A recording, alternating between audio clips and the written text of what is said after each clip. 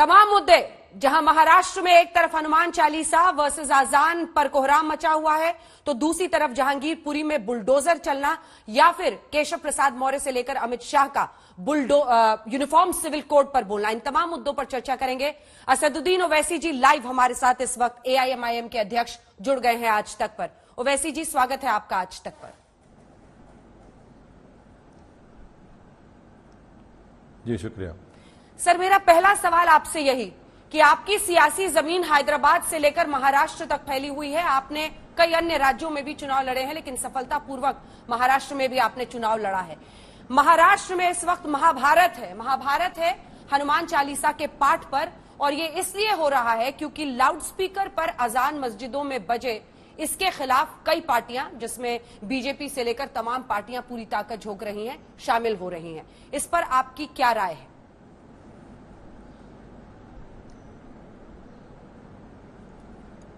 मेरी राय यह है कि ये एक कॉन्स्पिरेसी है, मंसूबबंद तरीके से पॉलिटिकल फायदे के लिए बीजेपी ये कर रही है। जब बीजेपी और शिवसेना की सरकार थी, जब जोशी साहब मुख्यमंत्री थे, तो जब उनको याद नहीं आया लाउड स्पीकर, और रमज़ान का मुबारक महीना है तो आप हमको रमज़ान भी सुकून से मार नहीं देना चाहते, तो आप ये मसले को उठाते हैं।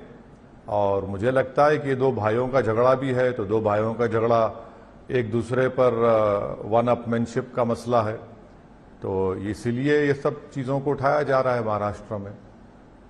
आप कह रहे हैं ये कौन बड़ा हनुमान भक्त, इस बात की लड़ाई है बीजेपी और शिवसेना में?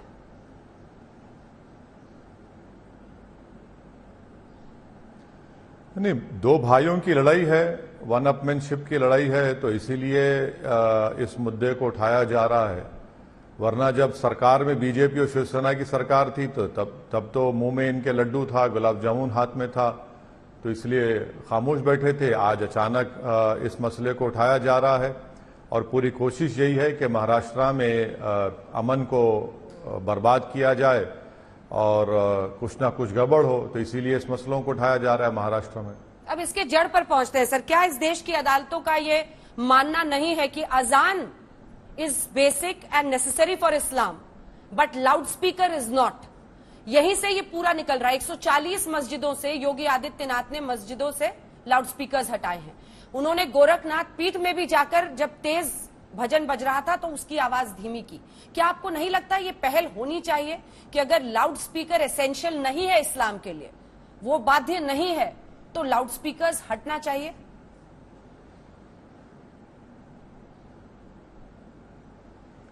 नहीं, मेरा आपसे क्वेश्चन ये है कि सुप्रीम कोर्ट के कई जजमेंट्स हैं, कौन से सुप्रीम कोर्ट के हर जजमेंट को आप इम्प्लीमेंट कर रहे हैं? और क्या लाउड स्पीकर क्या सिर्फ मस्जिद पर लगता है, किसी और दीगर इबादतगाह पर, रिलीजियस प्लेस पर नहीं लगता है लाउड स्पीकर? क्या सिर्फ रमज़ान में या सिर्फ अज़ान में लाउड स्पीकर इस्तेमाल होता है? क्या दूसरे मजहब के त्योहारों में इस्तेमाल नहीं होता? तो देखिए, मुल्क में एक माहौल जो बनाया जा रहा है ना, वो ये माहौल ये है कि मुसलमानों के खिलाफ नफरत पैदा की जाए, मुसलमानों के खिलाफ ये बावर किया जाए हमारे हिंदू भाइयों और बहनों को कि मुसलमानों से खतरा है आपको, इस्लाम से खतरा है आपको, अजान से खतरा है आपको, हिजाब से खतरा है आपको, गोश्त से खतरा है आपको, मुसलमानों के वजूद से आपको खतरा है। तो अगर इस तरह की पॉलिटिक्स बीजेपी और संघ परिवार कर रही है, तो देश के जिम्मेदारों के समझना पड़ेगा, देश के नागरिकों को ये बात को समझने की जरूरत है। आप क्यों नहीं अपील करते हो वैसी साहब? ठीक है, अगर आपका कहना है कि हर जगह से हटना चाहिए, मंदिरों से भी हटे, मस्जिदों से भी हटे लाउड स्पीकर। मैं क्यों अपील करूं? मैं क्यों अपील करूं? मेरा उसमें क्या काम है? मेरा बोलना यह है कि सिर्फ रमजान आते ही, रमजान शुरू होते ही इन तमाम कंट्रोवर्शियल चीजों को उठाया जाता है और उसके बाद वो इशू खत्म हो जाते। आखिर क्या पैगाम देना चाहते हैं आप? भाई, रमजान हमारे लिए रोजा रखना, उसमें इबादत करना, ज़कात निकालना, सबर का महीना है हमारे लिए, उसमें भी आप इस मसलों को खड़ा करते हैं। तो सरकार उठा रही है ना इन मसलों को पूरा।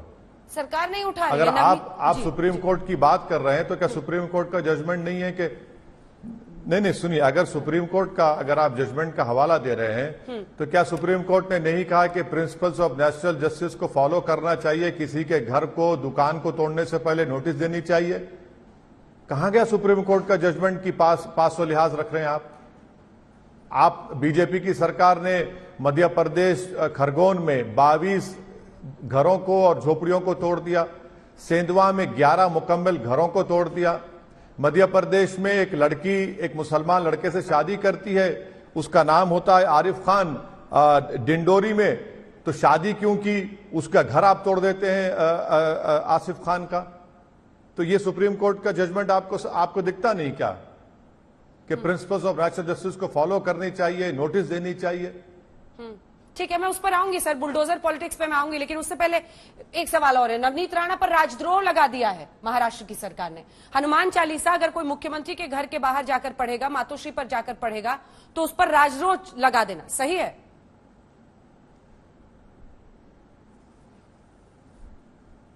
देखिए, जहां तक वो सेक्शन लगाना वो बड़ा सीरियस सेक्शन होता है और प्रोसिक्यूशन कोर्ट में कभी उसको प्रूव ही नहीं कर सकता है, क्योंकि सुप्रीम कोर्ट का जजमेंट है कि क्या कोई वायलेंस हुआ। हाँ, उन दोनों का, हस्बैंड एंड वाइफ का, एक सांसद हैं और एक विधायक हैं, उन लोगों का ये बोलना कि हम किसी के ऑफिस में घर के पास जाकर पढ़ेंगे, क्यों पढ़ेंगे भाई?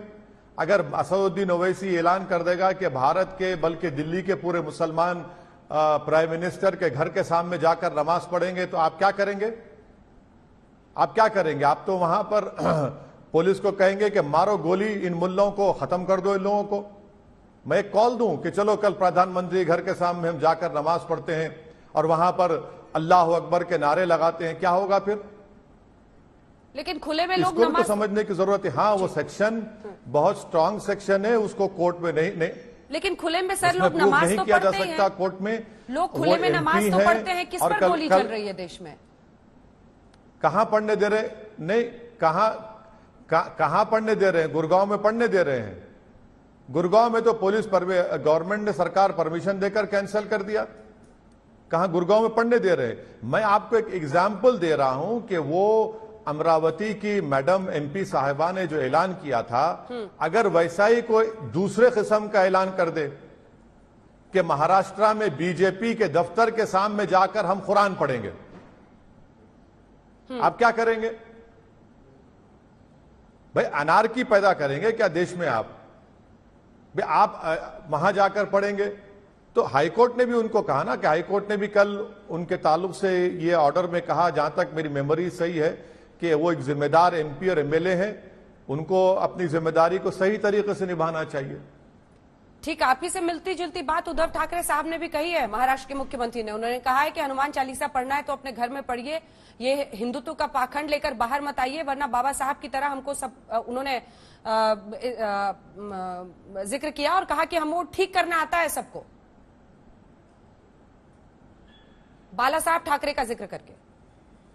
अरे वो अपने भाई को ठीक नहीं कर रहे, दूसरों क्या ठीक करेंगे? अरे वो अपने भाई को ठीक नहीं कर रहे हैं, किसको ठीक करेंगे? वो अपने भाई को ठीक करे ना। दो भाइयों का झगड़ा है ये। दोनों भाइयों का नाम बता दीजिए सर। उद्धव के भाई कौन?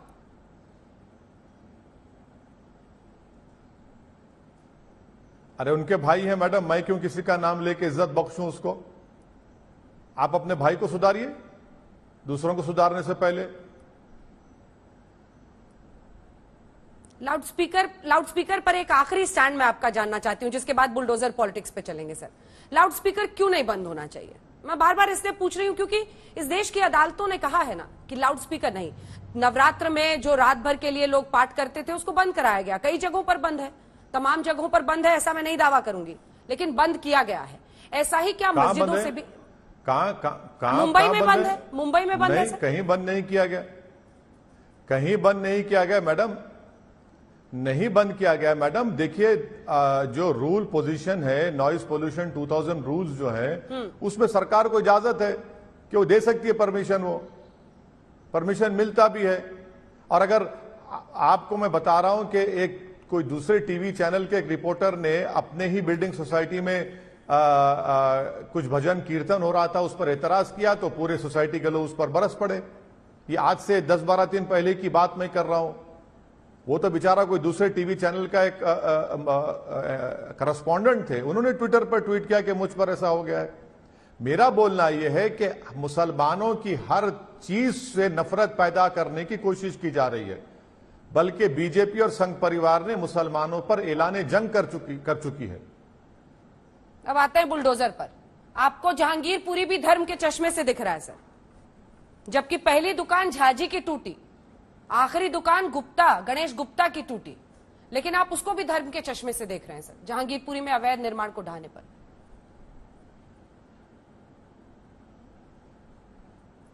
क्यों टूटी उन लोगों की? क्यों टूटी उन लोगों की? मैंने तो उस वक्त उसका भी कंडेम किया।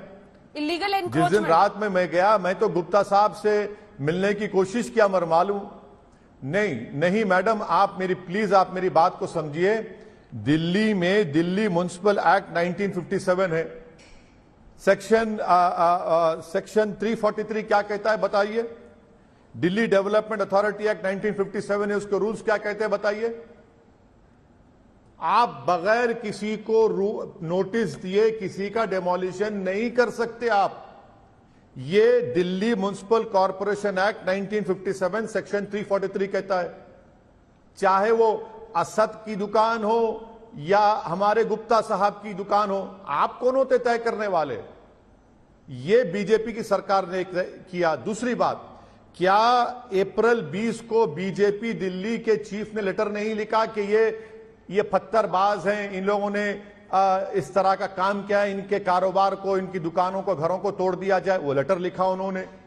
तीसरी बात, आप दिल्ली के बारे में मुझसे पूछ रही मैडम, मैं आपको यूनियन गवर्नमेंट की ministry of housing and urban affairs की रिपोर्ट आपके सामने रख रहा हूं कि उन्होंने कहा 2019 में कि दिल्ली में 1797 अनऑथराइज्ड कॉलोनीज है। मैं चैलेंज कर रहा हूं जनाब अमित शाह को और वो कंसर्न मिनिस्टर को कि क्या वो सैनिक फार्म्स को, छतरपुर एनक्लेव को और आपके वसंत कुंज एनक्लेव को तोड़ेंगे? 1797 अनऑथराइज्ड कॉलोनीज तोड़िए ना आप। कौन कह रहा है आपको नहीं तोड़ने के? तोड़ के दिखाइए, क्योंकि वो अमीरों के महल हैं। आप गरीबों की झोपड़ी, गरीबों के रोजी रोटी को बर्बाद करेंगे, मगर अमीरों के महलों को कभी आंच आने नहीं देंगे आप। दिल्ली सरकार का इकोनॉमिक सर्वे 2009 का कहता है कि खाली 23.7% प्लांट कॉलोनीज में रहता है। चलिए तोड़िए आप। 77% जो अनप्लांट को तोड़ेंगे आप? नहीं तोड़ेंगे। आप सिर्फ मुस्लिम समुदाय को एक कलेक्टिव पनिशमेंट देना चाहते थे और अफसोस से वो कोलैटरल डैमेज हो गया गुप्ता साहब का। 12 दुकानें भी कंडेम करता हूं। 12 दुकानें मस्जिद से लगी हुई थी सर, मैंने गिनी थी 12 दुकानें। क्यों? वहां पे जीनत कम्युनिकेशन, फला कम्युनिकेशन, मोबाइल की दुकानें लगी हुई थी। आप तो वहां पता नहीं वहां तक जा पाया नहीं सर। जहां पे कंस्ट्रक्शन खत्म होता है उसके बाद नाला है, नाला के ऊपर लोग सीमेंट से पहले बनाते हैं, फिर अच्छी खासी बड़ी दुकानें थी, 12 दुकानें सर।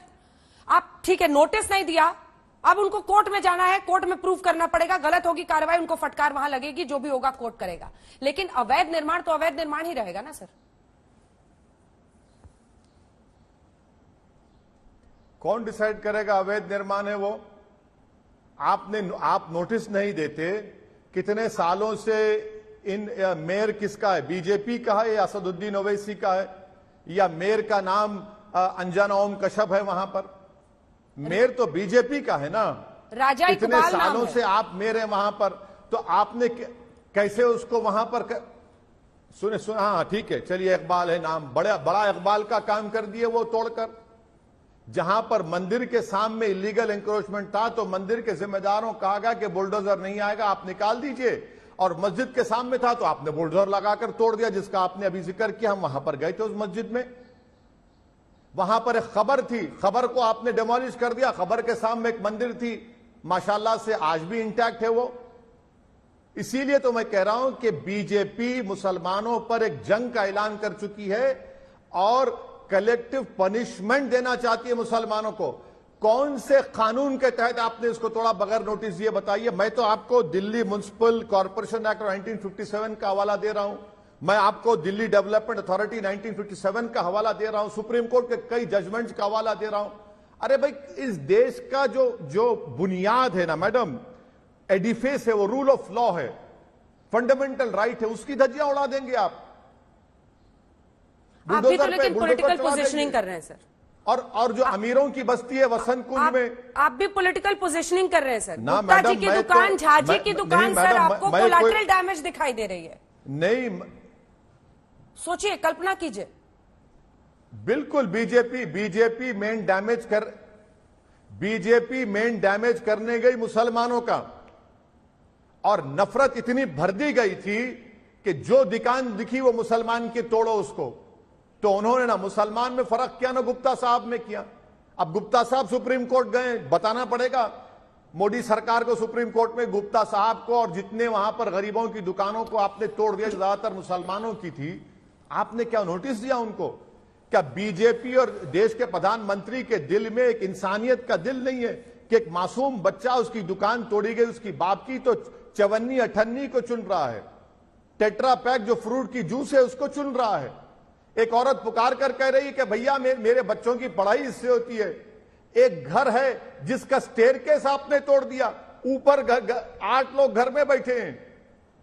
ये आपकी इंसानियत है, ये आपकी गरीबों से मोहब्बत है। चुनाव आएगा तो सब वोट लेंगे।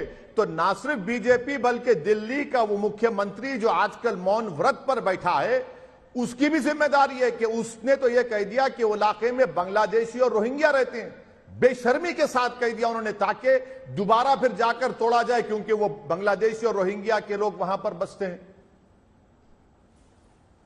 बीजेपी पॉलिटिकल मैसेजिंग में तो कामयाब रही ना सर। उसी मस्जिद से पत्थरबाजी का आरोप है, और उसी मस्जिद के सामने जो कमजोर कड़ी थी, 12 दुकानें चल रही थी इल्लीगल तरीके से, अवैध निर्माण, उनको ढहा गया। सिर्फ नोटिस दिया नहीं दिया इसी पर चर्चा हो सकती है ना। अवैध निर्माण अगर एमसीडी ढाएगा तो ये कोर्ट ऑफ लॉ में तो सही रहेगा। सिर्फ नोटिस पर ही कहीं ना कहीं चूकेंगे ना वो, अगर नोटिस नहीं दिया है। मैं चूंकि आप इतने बड़े बैरिस्टर हैं इसलिए बाय लॉ आपसे पूछ रहे हैं।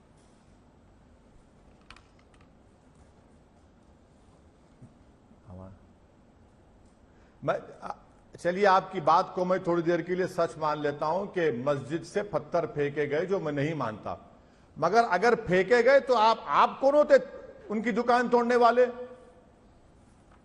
अगर पत्थर फेंके गए तो आप अरेस्ट करके कोर्ट में सजा दिलाइए, और अगर कोर्ट सजा देगा तो कोर्ट कहेगा इसकी दुकान भी तोड़ दो, इसका घर भी तोड़ दो। भाई, अदालत है तो किस लिए है? पुलिस अगर है तो किस लिए है? सरकार जज, जूरी, एग्जीक्यूशनर का काम करेगी। क्या देश के प्रधानमंत्री चीफ जस्टिस ऑफ इंडिया भी बन चुके हैं? क्या देश के प्रधानमंत्री पुलिस के पावर्स भी ले चुके हैं? और देश के प्रधानमंत्री कहेंगे कि असदुद्दीन ओवैसी देश के लिए खतरा है, उसको गोली मार दो, तो क्या गोली मार देंगे? तो फिर देश रूल ऑफ लॉ नहीं चलेगा ना मैडम, फिर तो अनार्की चलेगी। गोली कहां चल रही है? कैसे चलेगी? अगर पत्थर फेंके गए तो आप कोर्ट में उसको प्रूफ करिए। क्या नहीं चली? गोली नहीं चली वहां पर, गोली हम पर नहीं चली गोली। अब अगर मोहम्मद अंसार हो, कोई आरोपी हो सर, तो सबको क्यों डिफेंड कर रहे हैं आप?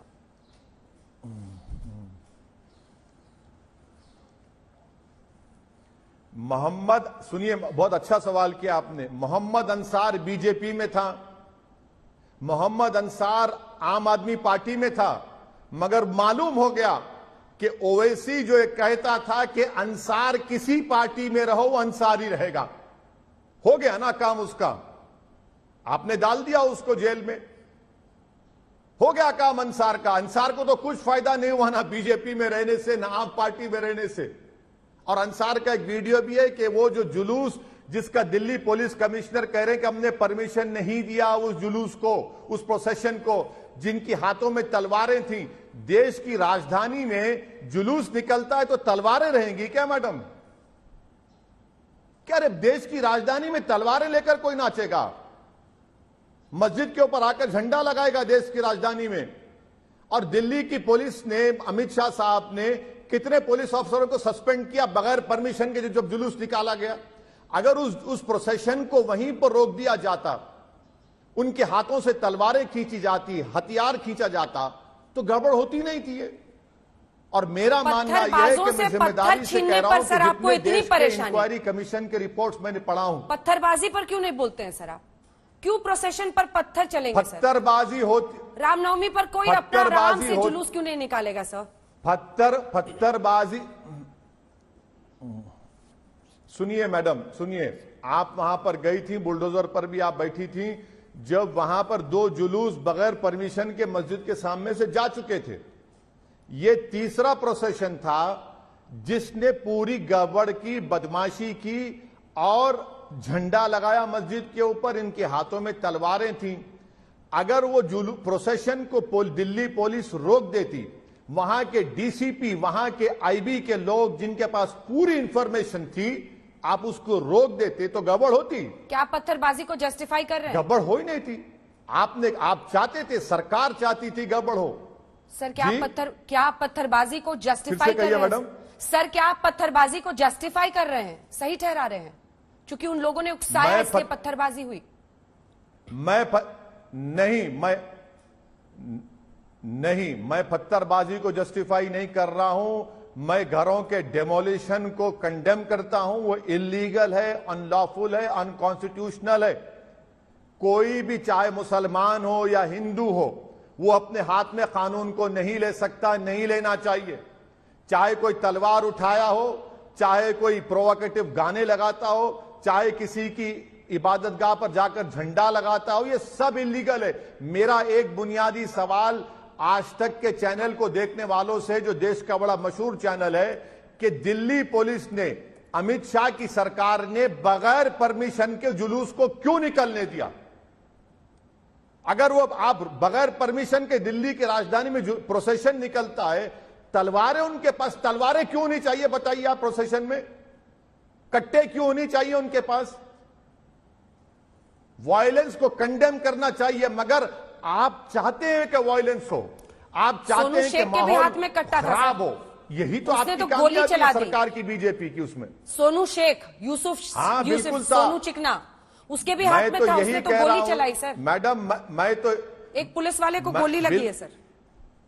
बिल्कुल सही कह रहे हैं आप। वो तो कोर्ट का मामला है, कोर्ट तय करेगा। मगर मेरा बोलना यह है कि अगर एक के हाथ में कट्टा हो तो वो फूल है क्या? और दूसरे के हाथ में कट्टा है तो कट्टा है क्या? एक के हाथ में कट्टा है तो वो इलीगल वेपन है, दूसरे के हाथ में वेपन है तो नहीं। वो तो महात्मा गांधी का भक्त है, उस पर फूल बरसाओ, ये कैसे हो सकता है बताइए? तो फिर आप ही के नियम से तो सबके लिए बराबर होना चाहिए। इलीगल वेपन किसी के हाथ में हो तो फिर आप ही के नियम से सर, मस्जिद के बाहर अगर बुलडोजर चले तो वो नुकसान है, मुसलमान पर आक्रमण है, और अगर झाजी की दुकान पर गिरे तो वो फूल है, कोलाटरल है।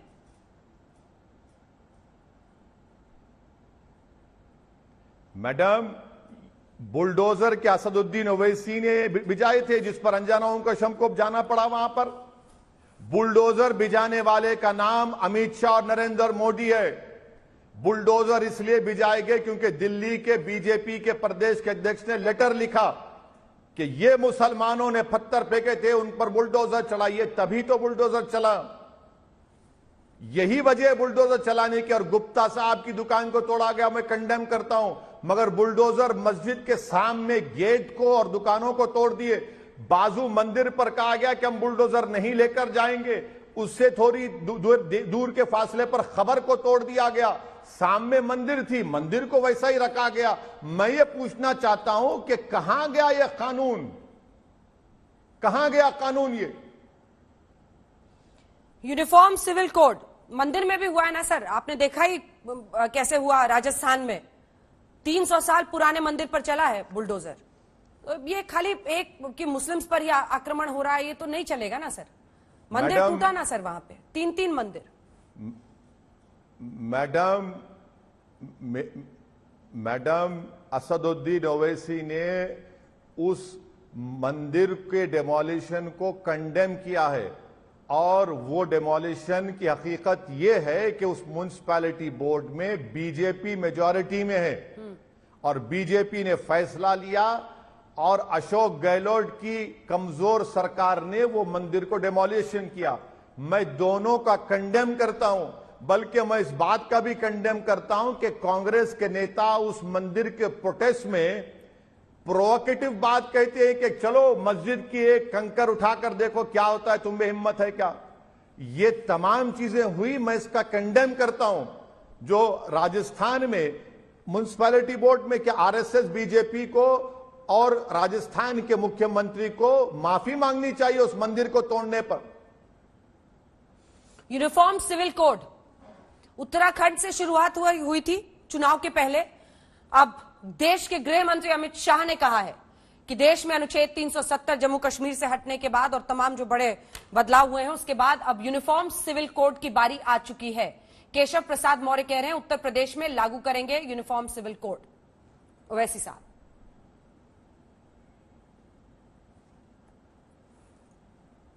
मैडम, मैं आपको बताना चाह रहा हूं कि देश के संविधान में जो पार्ट 4 है हमारा देश के संविधान का, वो डायरेक्टिव प्रिंसिपल से डील करता है। मैं बीजेपी और संघ परिवार को आपके प्रोग्राम के जरिए ये चैलेंज कर रहा हूं और डेलिबरेटली उनको प्रोवोक कर रहा हूं, उनसे पूछ रहा हूं कि बताइए डायरेक्टिव प्रिंसिपल्स में क्या शराब पर, अल्कोहल पर पाबंदी की बात नहीं कही गई थी मैडम? आर्टिकल 47 में क्या डायरेक्टिव प्रिंसिपल की जब बात करते हैं आर्टिकल 38(2) में नहीं कहा गया कि देश में जो इनकम की इनइक्वालिटी है उसको कम किया जाए? उस पर क्यों नहीं बात करते आप? क्या डायरेक्टिव प्रिंसिपल में आर्टिकल 39 में ABC क्या है बताइए? कितनी दौलत देश की 90% दौलत तो 100 लोगों के पास है। अब मेरी बात सुनिए, आप बात कर रहे हैं आर्टिकल 44 की जी। आर्टिकल 44 की यूनिफॉर्म सिविल कोड है ना? आप बताइए कौन सा यूनिफॉर्म सिविल कोड आप बनाने जा रहे हैं? आप क्या दयाबागा स्कूल ऑफ थॉट को इंप्लीमेंट करेंगे, मिताक्षरा स्कूल ऑफ थॉट को इंप्लीमेंट करेंगे, और हिंदू अनडिवाइडेड फैमिली के टैक्स रिबेट्स आप सिर्फ हिंदू रिलीजन के मानने वालों को दे रहे हैं? क्या वो right to equality fundamental right के खिलाफ नहीं है? और फिर अमित शाह बात कर रहे हैं तो गोवा में उनकी सरकार है, क्या गोवा में Portuguese family and succession law के तहत वहां पर यह सिविल लॉ नहीं चल रहा है? क्या गोवा में यह नहीं कहा गया कि अगर किसी हिंदू को बेटी होती है और कई साल के बाद बेटा नहीं होता है तो क्या वो दूसरी शादी नहीं कर सकता? आप यूनिफॉर्म सिविल कोड की सिर्फ बात इसलिए कर रहे हैं कि मुसलमानों को निशाना बनाया जाए, वही आपका मकसद है और कुछ भी नहीं है। अच्छा, और एक बात, क्या देश में नागालैंड में, मेघालय में, मिजोरम में हमने उनके कल्चर को प्रोटेक्शन का संविधान में जिम्मेदारी नहीं ली? क्या वहां पर पॉलीएंड्री की इजाजत नहीं है कि एक महिला कई पति को रख सकती है? आप इस पर बात ही नहीं करते। क्या आर्टिकल 51 में मैडम, आर्टिकल 51 बड़ा इंपॉर्टेंट है, क्या उसमें नहीं कहा गया कि देश में भाईचारगी का माहौल पैदा हो, साइंटिफिक टेम्परामेंट डेवलप किया जाए? अरे आप इन तमाम को भूल जाते हैं और सिर्फ यूसीसी का मंत्र चलाते रहते हैं। आर्टिकल 44 पर मैं वापस आ रही हूं सर आपके पास। बाबा साहब भीमराव अंबेडकर की बात आप अक्सर करते हैं और आर्टिकल 44 में ये है ना सर, साफ लिखा है ना कि applicable to all religious communities in their personal matters, जितनी भी उनके निजी काम हो, चाहे वो शादी हो, डिवोर्स हो, इनहेरिटेंस हो, जमीन हो, अगर वो ये कहते हैं कि इस तरह से provide, UCC will provide for one law for entire country, ये तो उनका भी विजन था ना। अब हर चीज में विक्टिम कार्ड कैसे चलेगा सर? एक कानून बनेगा ना, ऐसा थोड़ी है कि वहां पे नॉर्थ ईस्ट में होता है तो यहां नहीं होगा। अगर लॉ ऑफ द लैंड बनेगा जी। हाँ, मैडम मेरी बात सुनिए, क्या BJP uniform civil code Nagaland, Mizoram, Meghalaya में, जिसमें नॉर्थ ईस्ट में 200 ट्राइब्स इंप्लीमेंट करेगी? जवाब दिया अमित शाह। आप बात कर रहे हैं बाबा साहब अंबेडकर की, बाबा साहब की, क्या बाबा साहब ने नहीं कहा कि अगर आप मुसलमानों पर इस तरह दबाव डालेंगे, इस तरह कानून बनाएंगे तो कहीं मुसलमान रिवोल्ट ना कर दें? अगर ये बात ओवैसी कहेगा तो कल मुझ पर लग जाएगा सडेशन। बाबा साहब ने बात कही थी मैडम। मैं आपको मिसाल दे रहा हूं ताकि अमित शाह को यह मालूम हो जाए कि गोवा में उनकी सरकार है, तो क्या हिंदू लॉ 1955-56 गोवा में इंप्लीमेंट हो रहा है? नहीं हो रहा है। गोवा में Portuguese family and succession law है। अच्छा, आप ये बताइए, क्या एग्रीकल्चर में, एग्रीकल्चर लैंड में हमारे हिंदू बेटियों को जमीन मिल रही है? नहीं मिल रही है। आप क्या दयाबागा स्कूल ऑफ थॉट या मिताक्षरा स्कूल ऑफ थॉट को इंप्लीमेंट करेंगे? मैडम, यूनिफॉर्मिटी और कॉमन में जमीन आसमान का फर्क है। बीजेपी एक कॉमन लॉ को बात करती है, और आप बताइए कि मुझे संविधान में मेरा आर्टिकल 26B का क्या करेंगे? मेरा कल्चर क्या क्या करेंगे? मेरा कल्चर फंडामेंटल राइट है, आप उसको कैसा ओवररूल करेंगे बताइए? आर्टिकल 26B के तहत मैं प्रोटेक्शन लेता हूं, बताओ कैसा उसको ओवरकम करेंगे आप? डायरेक्टिव प्रिंसिपल्स की क्या अमित शाह और नरेंद्र मोदी देश के प्रधानमंत्री को नहीं मालूम कि डायरेक्टिव प्रिंसिपल आर्टिकल 38 कहता है कि देश में इनइक्वालिटी को कम करो, इनकम की, सबको रिसोर्सेज मिलने चाहिए? कि आर्टिकल 47 नहीं कहता कि शराब पर पाबंदी होनी चाहिए? कि आर्टिकल 51A में HE क्या कहता है? भाईचारगी, साइंटिफिक टेम्परामेंट। आप उस पर बात ही नहीं करते। शराब पर पाबंदी लगाइए ना मैडम। आर्टिकल 47 में डायरेक्टिव शराब प्रिंसिपल से का आपकी हिस्सा क्या है। दुश्मनी है सर? शराब से कितने महिलाओं का राजस्व आता है, मारा जाता है? शराब से क्या दुश्मनी है आपकी? इतना राजस्व तमाम राज्यों को आता है शराब से, कौन बंद करेगा? दिल्ली में देखिए, राजधानी में आप देखिए, कई राज्य हैं जिनके राजस्व का सबसे भारी हिस्सा शराब की बिक्री से आता है। वो क्यों छोड़ देंगे इसको? वही तो हम कह रहे हैं कि जहां पर महिलाओं की जान चली जा रही है, महिलाओं का रेप हो रहा है, एक्सीडेंट से भारत में हर साल 2 लाख से ज्यादा लोगों की मौत होती है, उसमें से 60% के करीब शराब पीकर मार देते हैं। आप इंसान की मौत, महिलाओं की तकलीफ अगर आप देख रहे हैं तो पाबंदी लगाइए ना शराब की। आप जैसा कि बिहार में आप नीतीश कुमार के साथ में, तो पूरे देश में लगाइए ना। गुजरात में भी है। महात्मा गांधी के ख्वाब को पूरा करिए, क्यों नहीं? अरे गुजरात में नाम का है, अगर कोई बाहर से आता है तो उसको शराब मिलती है। गुजरात में तो इलीगल शराब भी मिलती है। अरे चलिए, आप नाम के तो कर दिया, चलिए पूरे देश में कर दीजिए। चलिए अच्छा बात की, अब जब गुजरात में किया तो आप कर दीजिए पूरे प्रदेशों में। मध्य प्रदेश में करिए, यूपी में करिए, जहां जहां बीजेपी की सरकार है पहले कर दीजिए। आप क्यों नहीं करते? आप क्यों नहीं? देश की इनकम में पूरी कोशिश की जाती कि सबकी इनकम किसी हद तक बराबर हो। क्यों नहीं देश के रिसोर्सेज सबको बराबर बांटे जाएं? सिर्फ बड़े बड़े पूंजीपतियों को क्यों रिसोर्सेज दी जाती है? क्या वो डायरेक्टिव प्रिंसिपल में नहीं लिखा गया? सर, यूनिफॉर्म सिविल कोड हो तो, लाउड स्पीकर हो तो, बुलडोजर हो तो, ये सब कुछ अल्पसंख्यकों के ही खिलाफ हो रहा है देश में। आप यही कह रहे हैं। पत्थरबाजी हो, वो अगर हिंदू शोभा यात्राओं में हो रहा है तो उसको उस पर आंख बंद कर ले, वो सब चल जाएगा। नहीं। लेकिन ये 3 बड़े मुद्दे जिन पर मैंने आपसे सवाल किया, इन तीनों में मुस्लिम्स का विक्टिम कार्ड क्या आप नहीं खेल रहे हैं सर?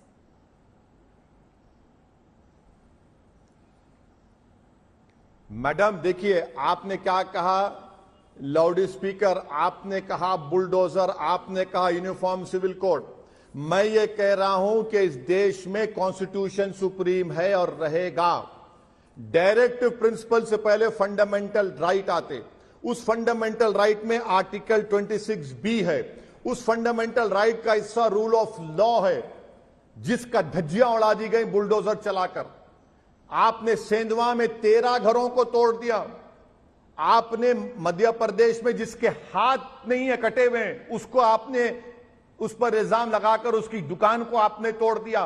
तो ये तीनों मुद्दे सिर्फ मुसलमानों के मुद्दे नहीं है, ये देश के संविधान की सुप्रीमेसी के मुद्दे हैं, जिसको बीजेपी रूल ऑफ लॉ को खत्म करना चाहती है। और नफरत का बीज बीजेपी बो चुकी है, उस पर अपनी सियासत बीजेपी खेल रही है।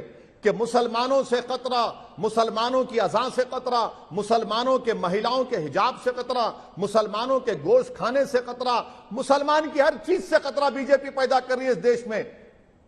यही तो बीजेपी की कोशिश है। साध्वी प्रज्ञा कह रही है सर, उनका अभी बयान आया है, वो ये कह रही है कि हनुमान चालीसा अपने देश में नहीं पढ़ेंगे, जहां मन करेगा वहां नहीं पढ़ेंगे तो क्या पाकिस्तान में जाकर पढ़ेंगे। वो ये कह रहे हैं कि धर्म के आधार पर एक देश दे दिया गया था और धर्म के आधार पर यह हिंदुओं का देश है, यहां पर उनका जो मन में आएगा वो करेंगे।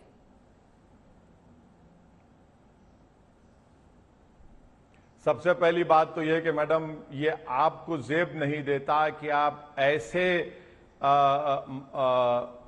पर्सनालिटी या महिला का नाम लें जिन पर टेररिज्म का आरोप चल रहा है, जिन्होंने एक देशभक्त को, जिसने पाकिस्तान के टेररिस्ट से लड़ते हुए अपनी जान की अजीम कुर्बानी दी, हेमंत करकरे को शराब शाप दिया, बदुआ दी, जिसने गोडसे की तारीफ की। कम से कम आपके इतने बड़े अजीम चैनल के ऊपर ऐसे लोगों का जिक्र मत करिए। और रहा सवाल के चुनी हुई सांसद है देश के पाकिस्तान, बहुत से बिल्कुल है, मगर ये भी जो आपसे बयान किया वो नहीं, मैंने, आप बिल्कुल है, मैंने जो कहा यह भी सच्चाई है। क्या भारत हिंदुओं का है? क्या भारत हिंदुत्व उसका आईन है, उसका कॉन्स्टिट्यूशन है? क्या सावरकर की किताब कॉन्स्टिट्यूशन है या अंबेडकर का लिखा हुआ संविधान कॉन्स्टिट्यूशन है? हमको बता दें बीजेपी वाले। मुझे पाकिस्तान से मतलब नहीं था, ना है, इसलिए हमारे बुजुर्गों ने पाकिस्तान के जिना के टू नेशन थ्योरी को ठुकराया। भारत की खूबसूरती है कि तमाम मजाहिब को, रिलीजन को मानता है, कल्चर्स को मानता है। इसका ना एक कल्चर है, ना इसका एक मजहब है। यह भारत की ताकत है, यह भारत की खूबसूरती है। अगर आप कह रहे हैं कि भारत सिर्फ हिंदुओं का है तो संविधान के खिलाफ है। आप भारत के दुश्मन है अगर कोई ये कह रहा है तो। भारत का कोई मजहब नहीं है, कितने बार हम कह चुके हैं। मगर ये लोग तो टू नेशन थियरी को ये लोग जिंदा रखते हैं, हम नहीं जिंदा रखते इसको। हम ये कहते हैं कि भारत सब मजहब का है क्योंकि संविधान कहता है। अब शुद्ध देसी पॉलिटिकल बात आपसे करते हैं सर, मतलब पॉलिटिकली अगर देखें तो ये तीनों इश्यूज आपको भी सूट ही करते हैं, चाहे वो लाउड स्पीकर वाला हो, बुलडोजर हो या फिर यूनिफॉर्म सिविल कोड हो, क्योंकि फिर वो आपको मौका देता है, आप अपनी ताकत दिखाते हैं।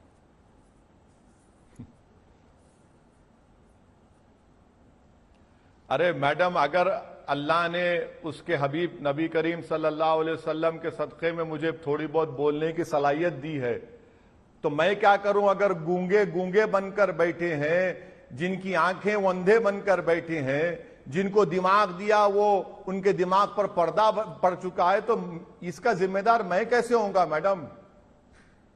और अगर अंजना ओम कश्यप और आज तक किसी को बुलाती है तो अंधे गूंगे को तो नहीं बुलाती है ना, किसी बोलने वाले को बुलाती है ताकि आपके टेढ़े सवालात का सही जवाब दे सके। और मैं जवाब देते आया हूं, आप दोबारा बुलाएंगे फिर आ जाऊंगा मैं। इसमें सवाल कौन सा टेढ़ा था सर? मैं तो बस ये चाह रही थी कि जाते जाते आप उतना ही दुख झाजी की भी दुकान पर जता दें जितना आपको मस्जिद के बाहर दुकान ढाने पर था। मैं तो बस इतना चाह रही थी सर। आप पत्थरबाजी पर भी उतनी ही निंदा करें। मैडम, मैं तो गुप्ता साहब की नहीं, ना बिल्कुल नहीं। मैं तो गुप्ता साहब से मोहब्बत करता हूं और मैं अल्लाह से दुआ करूंगा, हालत रोजा में हूं, कि अल्लाह उनसे इंसाफ करे। और मैं तो यह भी कहूंगा कि जिसने गुप्ता साहब को और उन गरीबों को बेघर और लाचार और उनको अपनी रोजी से महरूम कर दिया, अल्लाह उनको देख लेगा इंशाल्लाह, जरूर देखेंगे आप। कानून को कोई हाथ में नहीं ले सकता। दिल्ली में अगर वो जुलूस का पुलिस कमिश्नर कह रहे हैं हमने परमिशन नहीं दिया, तो क्या दिल्ली में बगैर परमिशन के जुलूस प्रोसेशन निकाला जाता है क्या? देश की राजधानी है, कोई भारत का किसी कोने का गांव भी नहीं है, वहां पर भी बगैर परमिशन के प्रोसेशन नहीं निकाला जाता जी। आप बताइए, मध्य प्रदेश में आपने खरगोन में बर्बाद कर दिया घरों को, सेंधवा में 13 घरों को तोड़ दिया आपने। हाँ, और एक बच्ची से शादी करता है तो क्योंकि मुसलमान है, डिंडोरी में आसिफ खान का घर आपने तोड़ दिया। क्यों तोड़ा आपने? कौन से कानून के तहत तोड़ा आपने? आपने रूल ऑफ लॉ को कमजोर करने का काम बीजेपी कर रही है और बीजेपी मुसलमानों के खिलाफ एक ऐलान जंग कर चुकी है। और अफसोस की बात यह है कि तमाम सेक्युलर पार्टियां गूंगी बनकर बैठी हैं, क्योंकि डरती हैं इन मामलात पर बोलने के लिए, क्योंकि उनको डर होता है कि कहीं हमको हिंदू वोट हमसे ना छूट जाए। इनमें बीजेपी और इनमें कोई अब फर्क बाकी नहीं रहा, ये सब के सब खामोश तमाशाई बनकर बैठे हैं। बहुत धन्यवाद सर आपका। बीजेपी का ऐलान जंग आप मुसलमानों के खिलाफ कह रहे हैं, लेकिन इसी से आपको भी मौका मिलता है मुसलमानों का योद्धा और मसीहा बनकर मैदान जंग में उतरने का। धन्यवाद सर आपका। देश दुनिया की बाकी खबरों के लिए आप देखते रहिए आज तक।